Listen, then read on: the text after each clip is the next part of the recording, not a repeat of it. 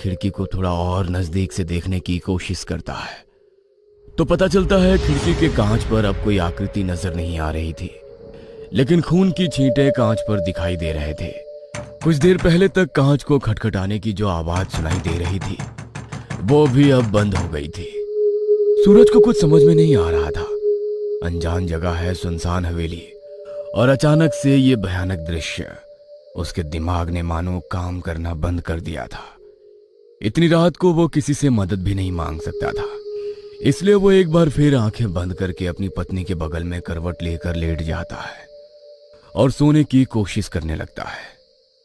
कुछ देर बाद एक बार फिर से अजीबोगरीब सी आवाज सुनकर उसकी नींद खुलती है। सूरज को ऐसा लग रहा था जैसे कि कमरे की दीवारों पर कुछ घिसने की आवाज आ रही हो। वो आंख खोलता है तो देखता है कि उसके पास सो रही उसकी पत्नी जानवी वहां से गायब है। तभी अचानक सूरज को किसी के गुर्राने की आवाज सुनाई देती है। सूरज नजर उठाकर कमरे की छत की ओर देखता है तो पाता है कि जानवी छत पर मकड़ियों की तरह चल रही है और भयानक लाल आंखों से उसी को घूर रही है।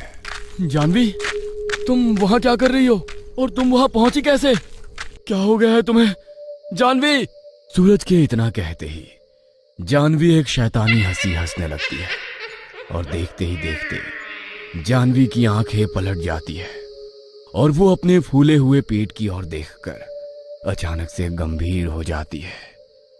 जानवी के मुंह से भयानक गुर्राहट सुनाई दे रही थी। ऐसा लगता था जैसे कोई जंगली जानवर किसी बिल्ली के बच्चे को देखकर गुर्रा रहा।